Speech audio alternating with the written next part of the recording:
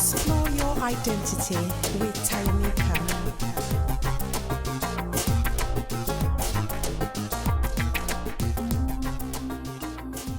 Hello and welcome to another episode of Explore Your Identity. Here we delve into conversations about different aspects of our identity, both positive and negative, that have shaped who we are today. I'm your host, Tayameaca, and I'm thrilled to have another amazing guest with me here today. I just want to say thank you to my amazing guest, Iwan Steffan. So Iwan, if you are a lover of TikTok, you know about him. He is an influencer, TV presenter, and also social media manager. Welcome, Iwan. Thank you. I'm so happy to be here. Thank you for allowing this conversation on this platform. I'm so happy to be here. I'm delighted. How are you? I'm really good, very busy, but very happy. And just feeling... I'm always happy these days. Oh, good. I like happy. Yeah, great. It's important. There's always a reason to find happiness in a day, even if you've had a bad day. I love that. I love that energy. So, Iwan, take me back to a particular instance or memory that you have in your childhood or former years that you feel has shaped who you are. It could be positive, it could be negative. Well, there's been a few instances what's shaped me as a person, but I always say we never learn from the good times. You only learn from the hard times. So true. And it is. And I had the most wonderful childhood in North Wales. English is actually my second language. Welsh is my first language. I'm very proud of my So you're fluent in both? I am fluent in both, so that's all I speak. And I had the most wonderful upbringing. My family, thinking back, I know no family's perfect, but my family in my head was perfect. I love them very much. That's but good. Unfortunately, when I was 13, my mum died. So she had skin cancer, and I'd never experienced the loss before. Did they know back then that it was skin cancer? Yes, they did, but it was melanoma, so it was the worst one. Like back then, it's 1920. Yeah, so it's like 20-something years ago, 21, I think. And at the time, obviously, it was the worst thing ever, and it was extremely difficult. And it wasn't until later years that I discovered that I learned from that. Because now when something really bad happens, I can deal with anything now.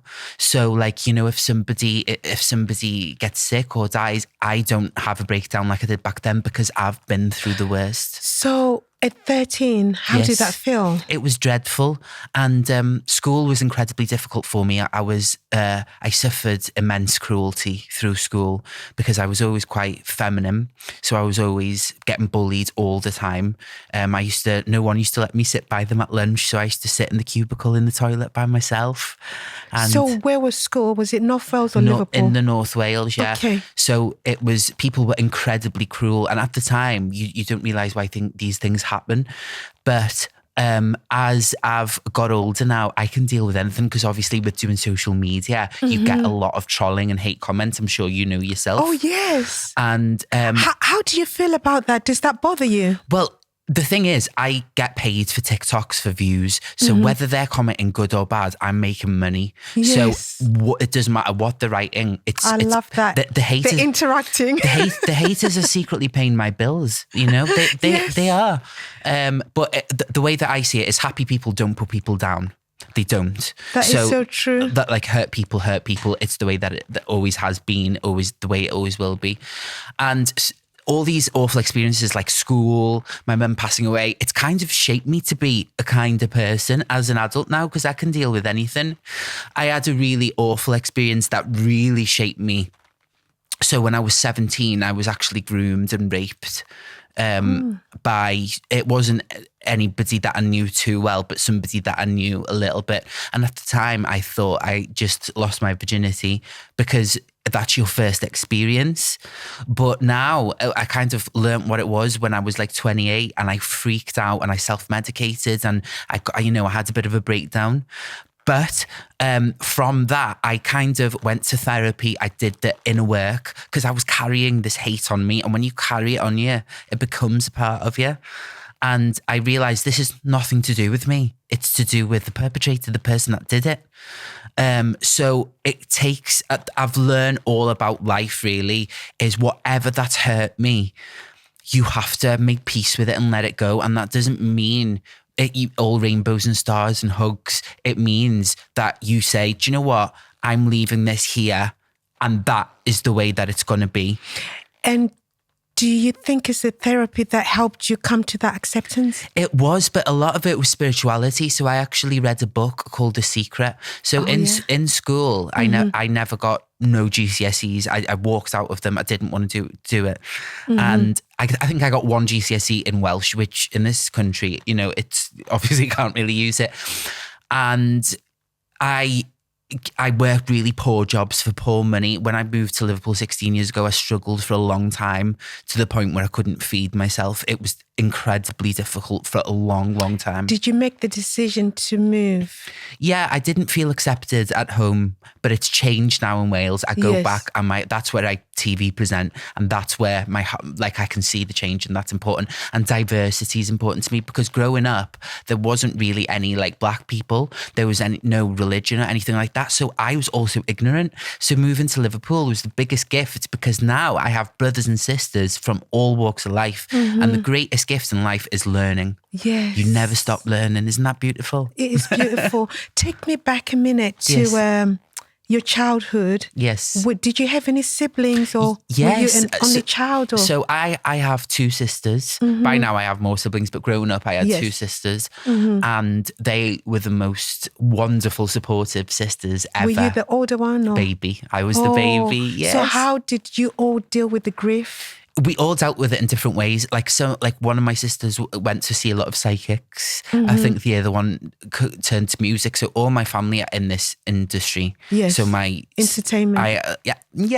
One sister's a writer, one's a performer, and also creative industry. Just all in the creative industry. Yeah. And so we all took to different things, and for a long time, I feel in some ways that grieving is a little bit selfish. It's not, but it is in a bit. I totally relate to what you're saying. Because it's about my pain. And really, I think now my mum would want me to be happy. That's why I was born, to be given to and I think the only way to support my mother's legacy is to live my best life, instead of walking around and saying, I've been through all this awful stuff. Instead, I say, I don't let this trauma define me. It made me, I'm grateful. When did you come to that realization?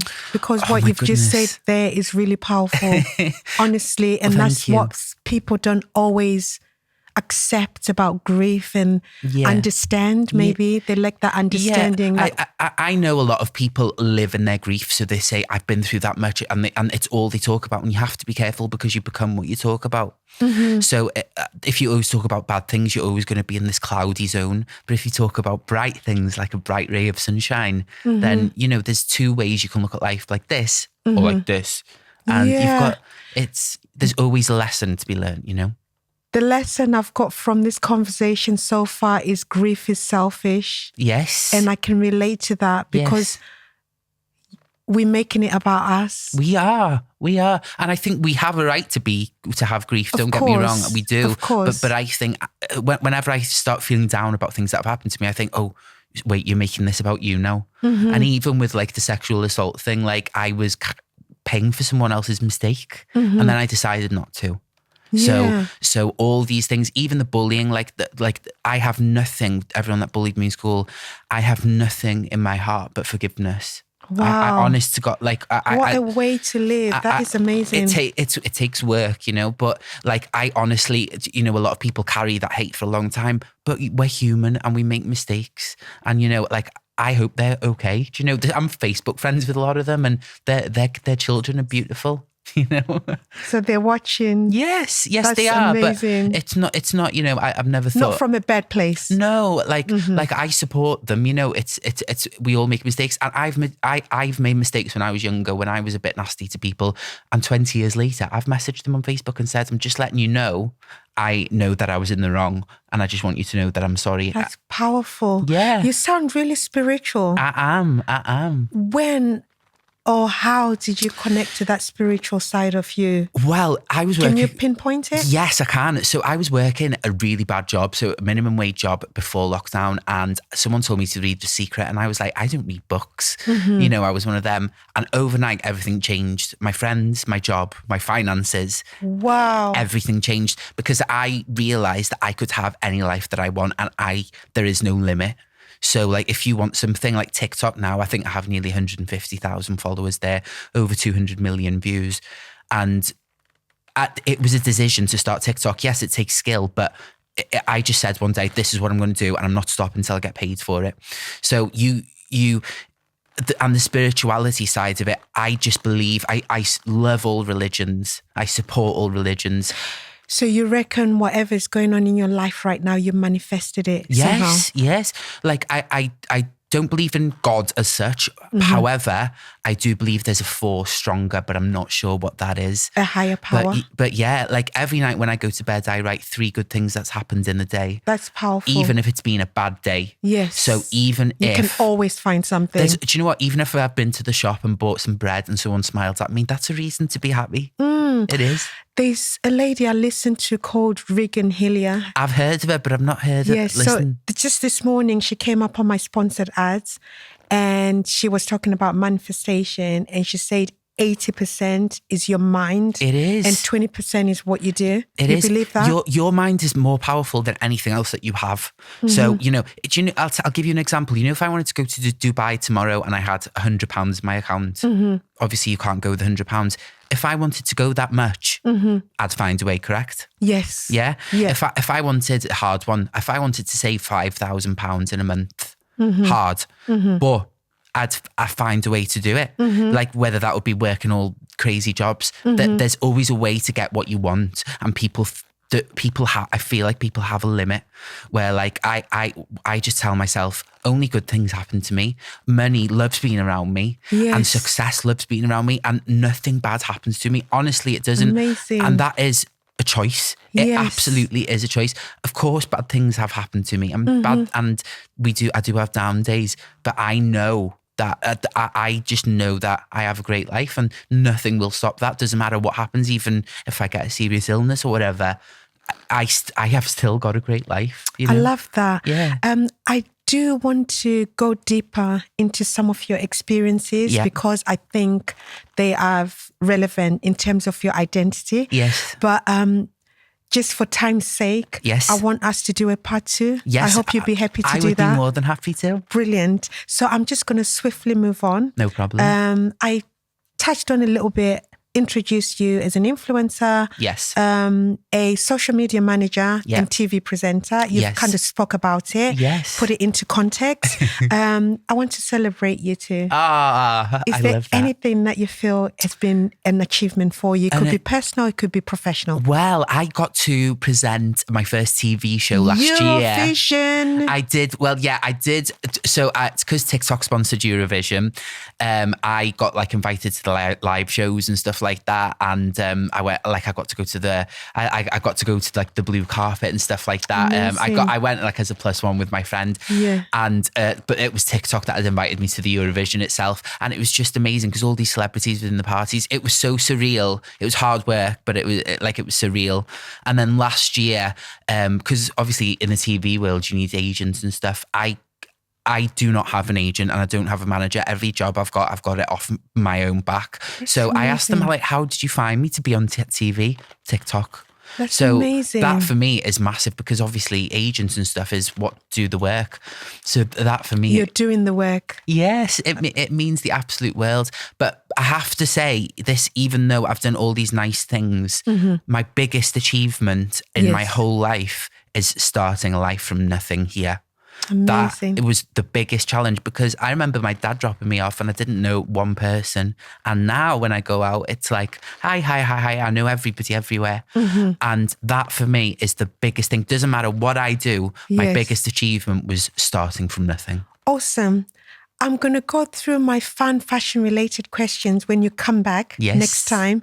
But before I go, have you got a fashion related question for me? I have. I've had a little look on your Instagram and this is a bit of a different question because I have watched your podcasts. Okay. What is the most controversial item of fashion you've ever made? Wow. That's interesting because the one side is about the rough colors and the statues redress project I did, but I've covered that on previous episodes. So I'm going to talk about something else, which is a dress. I made this white dress and it was worn by a Zimbabwean influencer and her name is Katina. So this dress, Katina wore it. I'm just cutting it short because of time. Katina wore this dress and it was because she's an influencer, a socialite known within the Zimbabwean community, and she's got her own following. Usually things go viral for 24 hours. This dress was trending for 6 days. 6 days. And the whole community on Facebook, Instagram, we're talking about this dress. And they weren't saying many nice things about it, to be honest.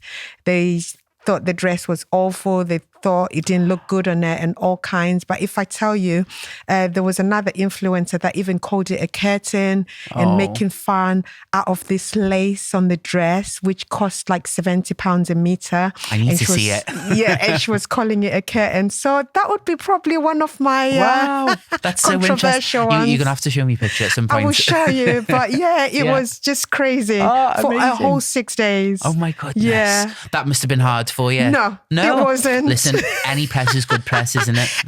This is what I always say. There's only 2 lists I want to see my name on, either the best dressed list or the worst dressed list. If I make it on any one of those lists, it means that there's something you've seen on my design and you're talking about it. I love that so much. I think that's the right attitude. And with that, we're going to conclude this episode.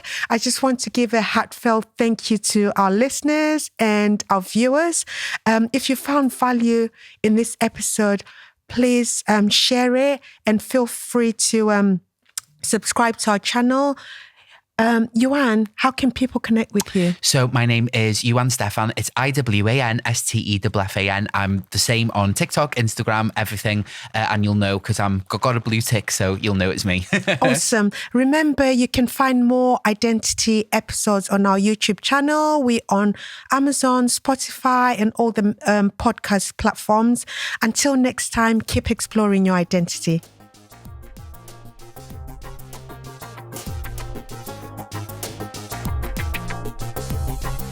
Explore your identity with Tayameaca.